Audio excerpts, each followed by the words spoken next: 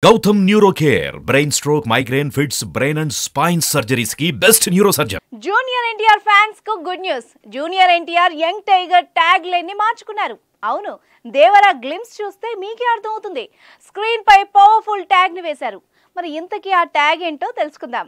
ఆర్ఆర్ఆర్ లాంటి భారీ pan India hit తర్వాత ఎన్టీఆర్ ఎలాంటి హిట్ తో వస్తాడో చూడాలని అభిమానులంతా ఆతృతగా ఎదురుచూస్తున్నారు. కొరటాల శివ దర్శకత్వంలో ఎన్టీఆర్ సినిమా చేస్తున్న విషయం తెలిసిందే. దేవర అనే పవర్ఫుల్ టైటిల్ తో వస్తున్న ఈ షూటింగ్ శరవేగంగా జరుగుతోంది. దేవర కూడా పాన్ ఇండియా మూవీగా తెరకెక్కుతోంది.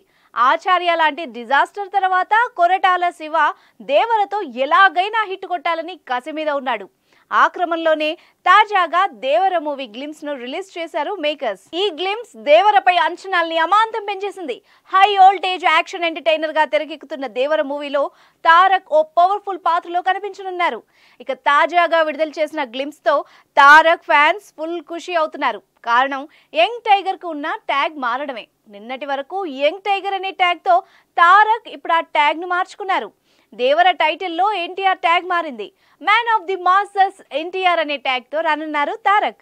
ఈ పవర్ఫుల్ ట్యాగ్ అభిమానుల్లో కేరింతలు కొట్టిస్తోంది.